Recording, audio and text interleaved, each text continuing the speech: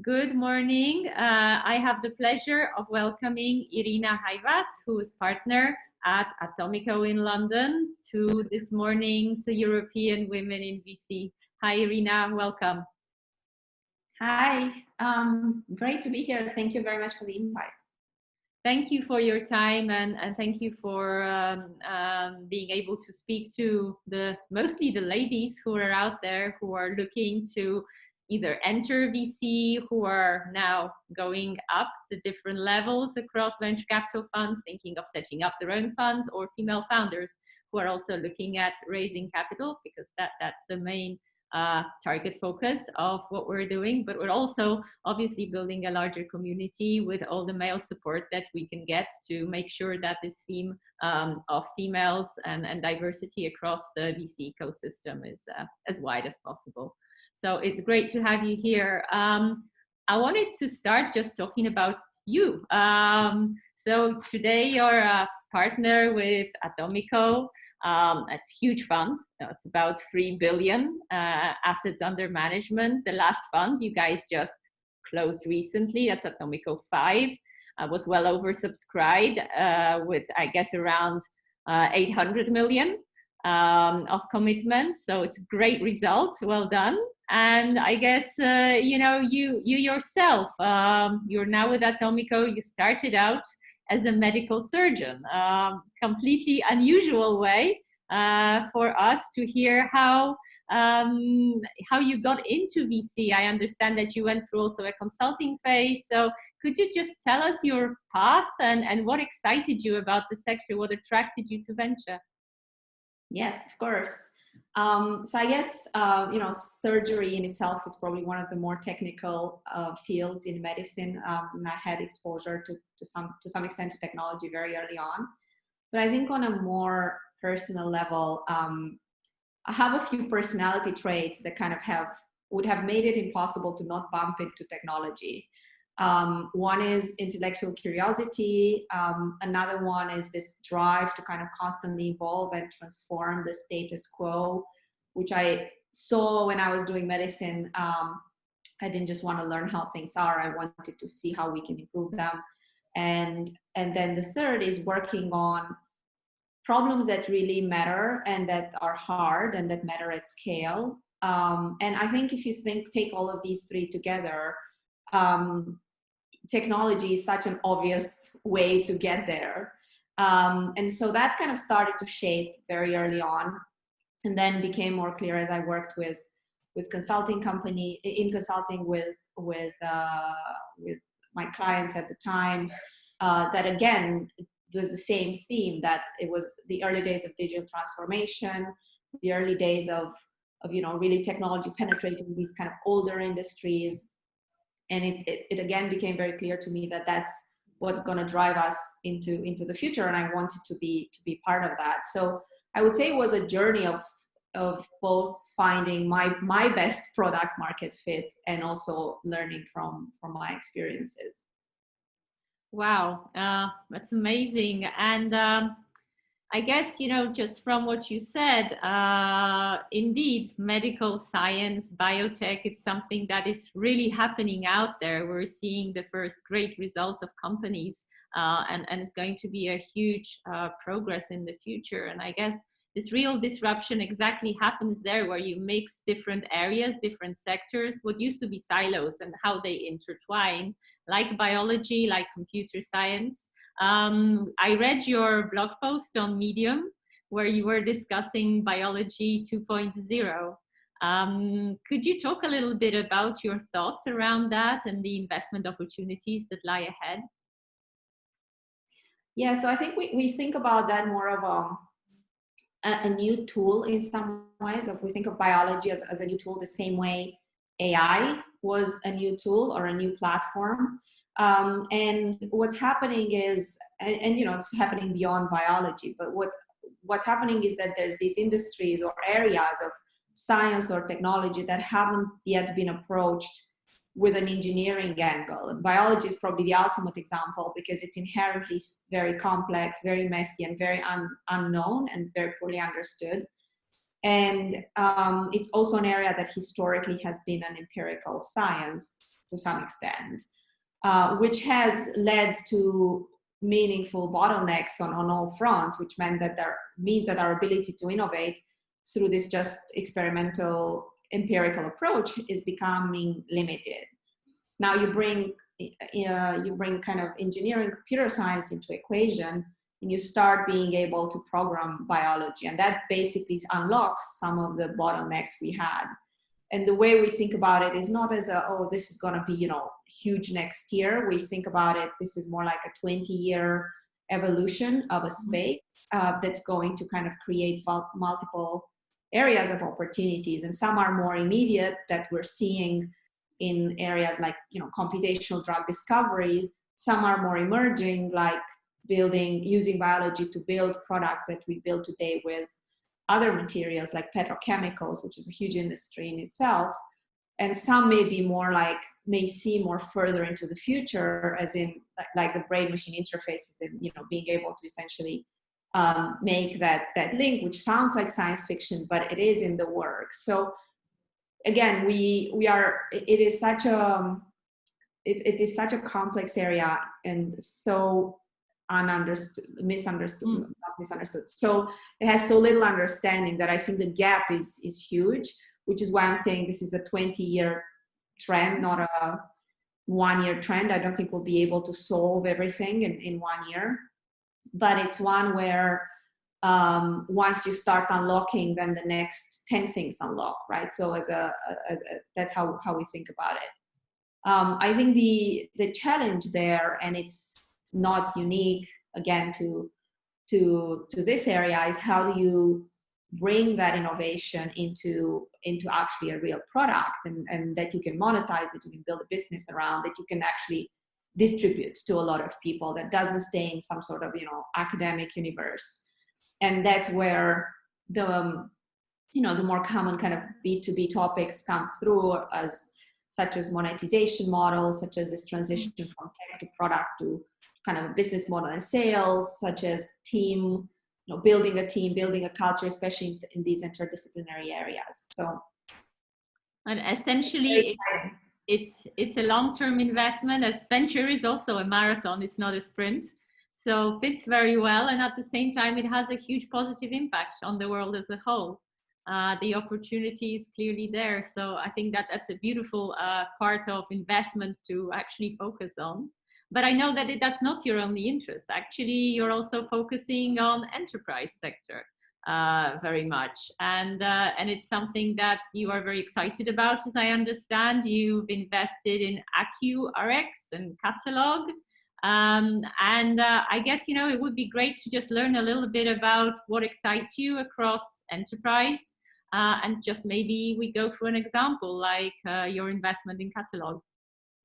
Yes, of course. The enterprise again it's a huge sector, and there's incredible number of areas that are very, very interesting. And it's another one that has reached kind of escape velocity in the past years. But just to focus on for instance, one area I've been spending time on linked to Catalog, even before COVID happened, we started thinking around this transition to an increasingly remote and distributed workforce, and what would that mean for the kind of solutions in the enterprise space.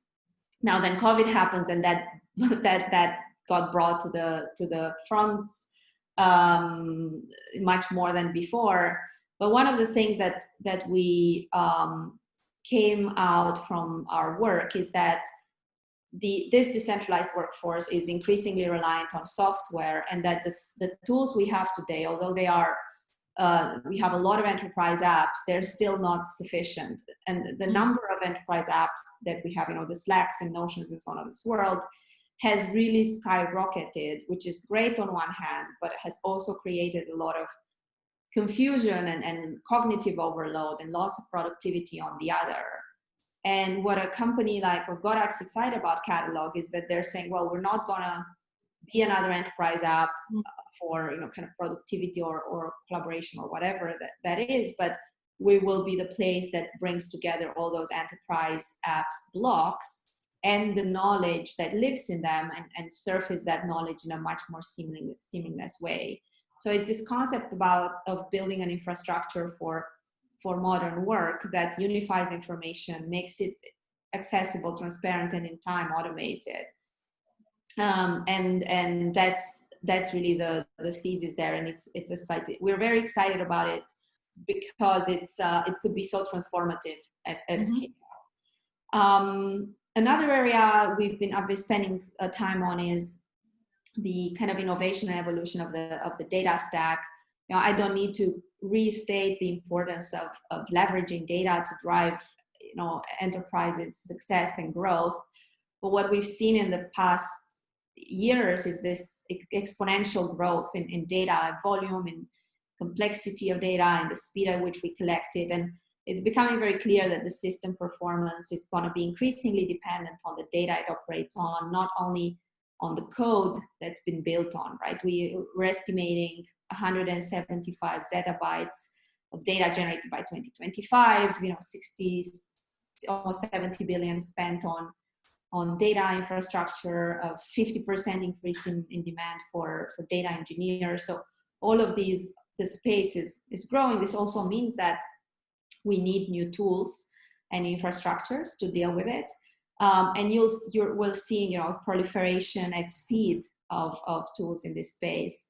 And we believe this is an area that will generate not one, but several multi-billion-dollar opportunities and categories going forward. And we're spending time on that. That's a great kind of area for many startups from actually my region, Central and Eastern Europe, to come forth to Atomico, because they are very much strong on the software engineering side and the data side. So great opportunity, I think, to sometimes speak to you guys on some of these projects. Of course, Atomico is famous for the State of European Tech Report. That was just published literally last week. And I would love to just kind of go through some of the areas in that, some of the conclusions that you guys found, and how you're seeing the road ahead for the next months or like, the next in the medium term. Could you talk a little bit about that? Yes, of course. I mean, there's a lot of takeaways from the report, and I'll highlight a few. I think the report has once again proven the resilience of the talent pool and the investor base in Europe, with European tech startups on track to have raised over 40 billion in funding this year, which is a new record. It's also, though, shown that it's not like everyone had an easy year. The 40 billion is only about 1% up from last year, and we know very well that some sectors like travel or real estate hit meaningful headwinds. We've also seen in the data that it's been more challenging to raise this kind of 20 to 50 million Series B. Because at this stage, companies normally would need to show a certain amount of growth, which has been harder for some of them during the pandemic. I guess more on the venture side, it's pretty clear that competition is heating up.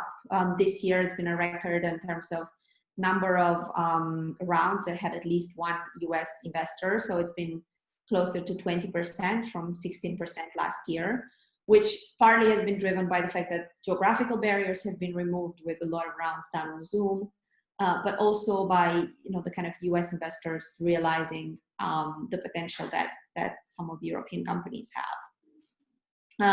It's another takeaway, and I think it's an important one, is that there's still a lot of work to be done on a few fronts, and we can talk later about diversity and inclusion, but this is essentially one of them. And the other one is the track record in Europe. We've had an incredible IPO with Allegro in Poland, by the way, and a few others, but it's been clearly overshadowed by the US. If you look at the number of IPOs that's happening there, and Europe has been actually lower this year than in previous years. We have seen more activity from the PE firms into the European tech, which hopefully will increase liquidity.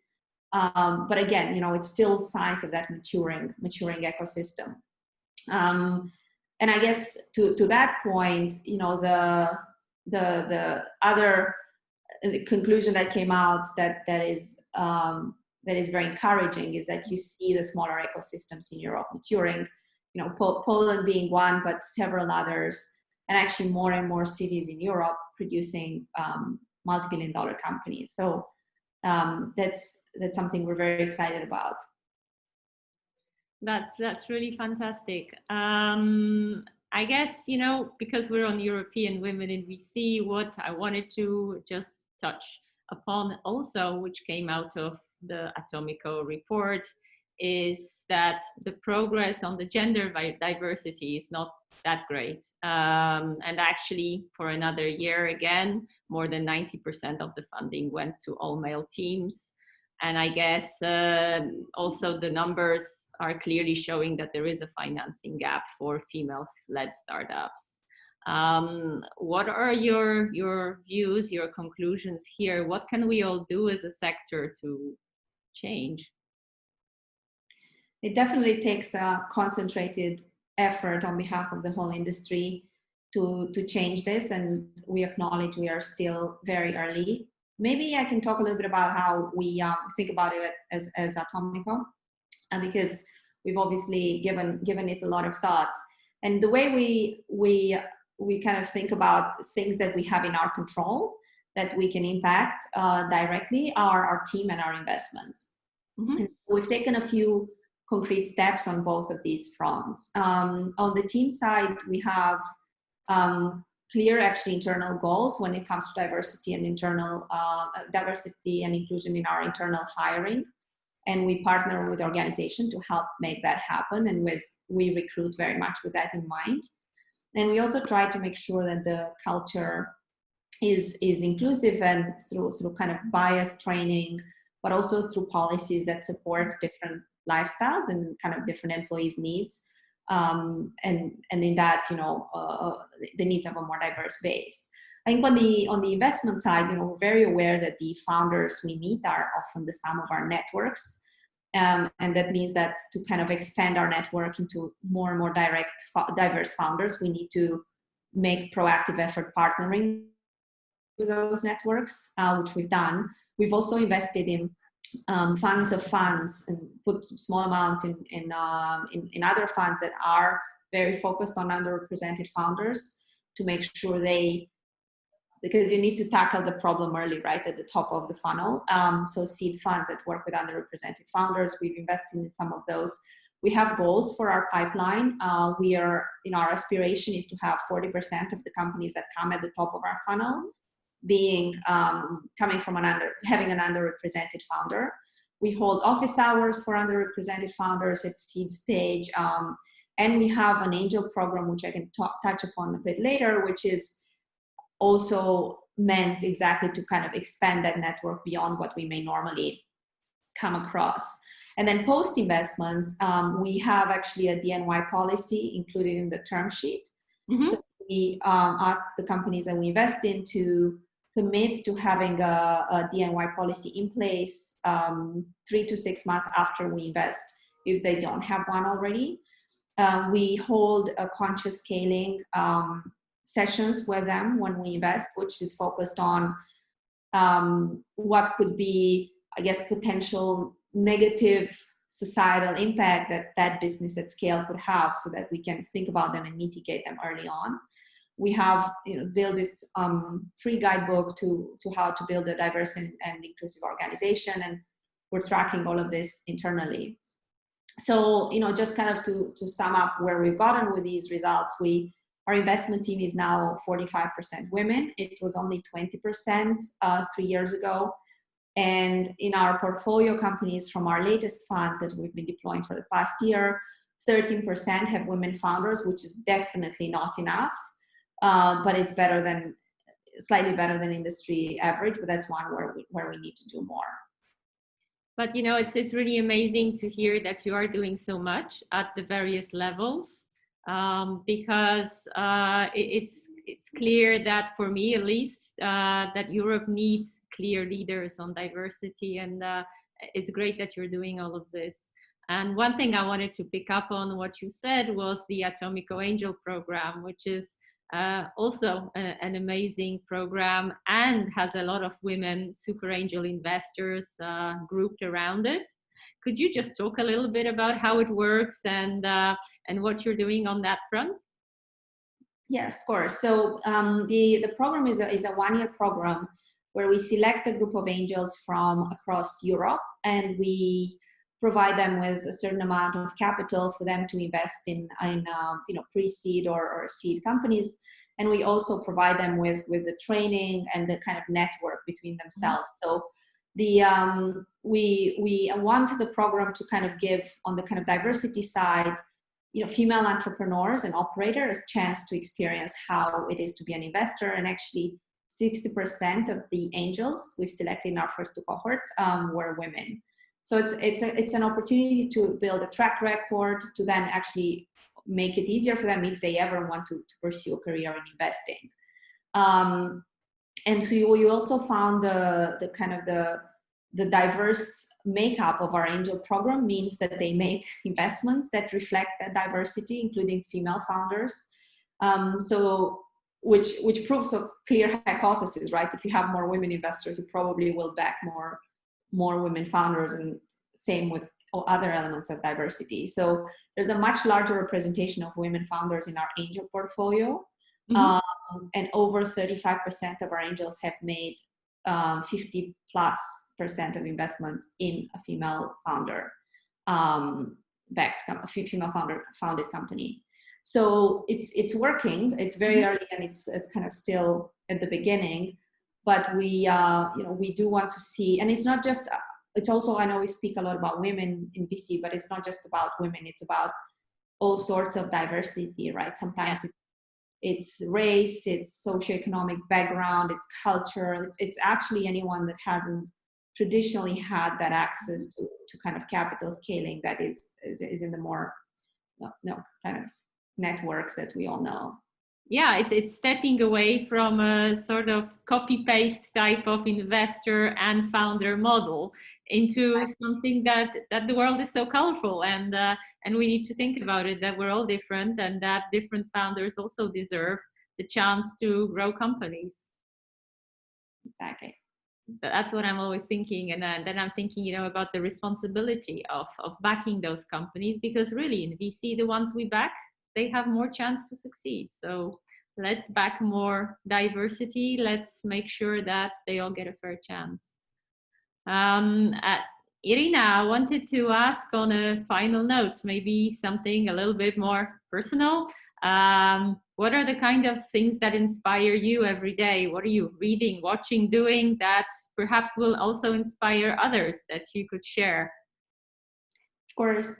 It's funny because over the last, I was telling Eleanor when we were preparing about this that I've not read as much as I wanted over the past month with all the run up to Christmas. But I think one of my favorite areas to read about is biographies. I like kind of the real life stories of how people got to where they are, and the kind of the fact that it's always non-linear, and the several choices they made to get there.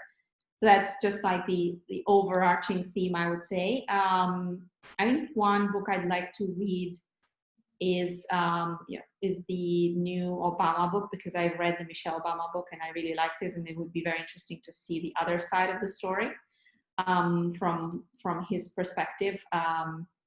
So that's probably one, if you ask me to call out one. But I have a huge pile to do that. I try on holidays, or just I try once in a while to not read something that's just about tech. There's a lot of books I read about tech and scaling businesses, but I try very deliberately to kind of go beyond that into something else, with the same idea of maintaining that curiosity and open mind that we need to in venture investing. So I hope you have, over the break, lots of time to pursue all the other interesting things that you find, that the life stories of others that you find inspiring, and that you have an amazing holiday break. Thank you very much, and thank you for inviting me.